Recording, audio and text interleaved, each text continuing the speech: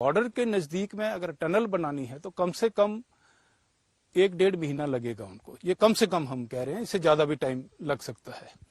इतना नजदीक कोई नहीं आ सकता जब तक इस्टेब्लिशमेंट की तरफ से परमिशन नहीं होगा। और इतनी टनल्स खुद ही हैं, तो ये एक प्रॉपर इनके गवर्नमेंट लेवल के ऊपर एक स्ट्रेटेजिक डिसीजन हुआ है कि इसको हम करें, तो पूरा प्रॉपर इस्टेब्लिशमेंट का इसमें। इंटरनेशनल बॉर्डर हो या फिर लाइन ऑफ कंट्रोल, पाकिस्तानी सेना हर जगह आउट ऑफ कंट्रोल।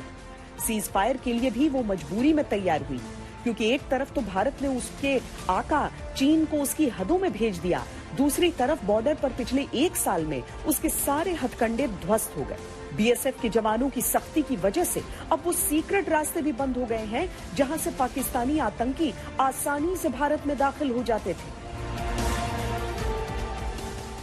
अंतर्राष्ट्रीय बॉर्डर पर गैप्स उन इलाकों को कहा जाता है जहां पर एक रेगुलर फेंसिंग नहीं रहती है, लेकिन उस फेंसिंग के लिए बीएसएफ इम्प्रोवाइज्ड फेंसिंग का इस्तेमाल कर लेती है। और इसके साथ ही इस तरह के जो रिवर बेड आप देख रहे हैं, जिसे हम इस समय एक बुलेट प्रूफ गाड़ी के जरिए क्रॉस कर रहे हैं, तो ये इस फोर्स की दिलेरी ही है कि किसी भी चीज को बाधा नहीं बनने देती है। यहाँ पर जो तकनीकी उपकरण हैं वो तो रहते ही हैं, लेकिन उनके साथ ही बीएसएफ की, उसके जवानों की चौकस निगाहें भी रहती हैं, क्योंकि इस तरह के इलाकों का जहां पर फेंस ना हो उसका इस्तेमाल करने का कोशिश पाकिस्तान करता है अपनी तरफ से कि वो किसी तरीके से इन इलाकों का इस्तेमाल करके कहीं से घुसपैठ कर ले, लेकिन यहां से भी एक भी काला मंसूबा उसका पूरा नहीं हो सकता है। कुछ ऐसी है इनकी ताकत, कुछ ऐसी है इनकी तैनाती। बॉर्डर पर पाकिस्तान की ओर से स्नाइपर शॉट्स का खतरा भी रहता है। पाकिस्तानी सेना अक्सर बॉर्डर पर खेती करने वाले निहत्थे किसानों या फिर ड्यूटी पर तैनात जवानों को निशाना बनाने की कोशिश करती है। इसके लिए वो अपने तरफ से घने जंगलों का इस्तेमाल करती है। ये अगर आप यहाँ के बोर्ड को भी देख लें तो ये स्नाइपिंग जोन इस पर लिखा हुआ है। इसका सीधा मतलब ये हो जाता है कि जो सीमा है उससे इतना सटा हुआ पाकिस्तान का इलाका है कि आप गोली की जद में रहते हैं।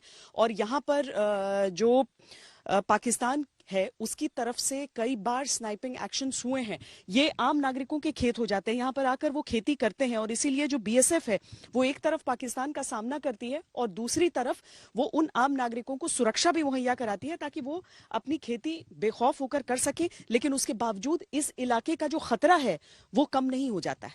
उनका देखिए झाड़ी है जो इधर इस साइड में देखिए, इनके पीछे वो पीपल का पेड़ सने पर जो है, लेकिन कोई फर्क यहाँ नहीं पड़ने वाला हम लोग को। कोई क्योंकि आप लोग तैनात हैं, हम लोग हमेशा तैनात रहे हैं, पहले से भी हैं और आगे भी हैं, अभी भी हैं।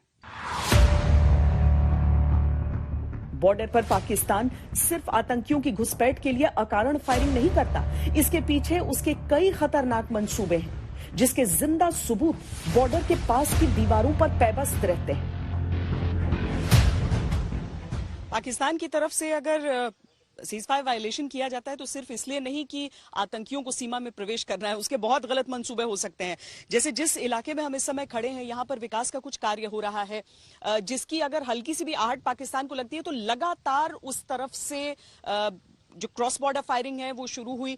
ये एक ऐसी बीओपी है जिसकी लोकेशन तो हम आपको नहीं देंगे, लेकिन अगर आप दीवारों पर देखें तो आपको उस पूरे निशान आप देख सकते हैं, वो पूरी शेलिंग के निशान आप देख सकते हैं। एक एक जगह पर जो पाकिस्तान के नापाक मंसूबे हैं वो दर्ज है इस शेलिंग के हिसाब से। लेकिन जब से बातचीत हुई है डीजीएमओ स्तर की और उसके बाद ये तय हुआ है कि नहीं होगा सीज फायर वायलेशन किसी तरह का, उस समय से कम थोड़ी सी शांति इन इलाकों में देखने के लिए मिल रही है। लेकिन उसके बावजूद सतर्कता हमारे बीएसएफ की, हमारे तमाम सुरक्षा बलों की पूरी रहती है।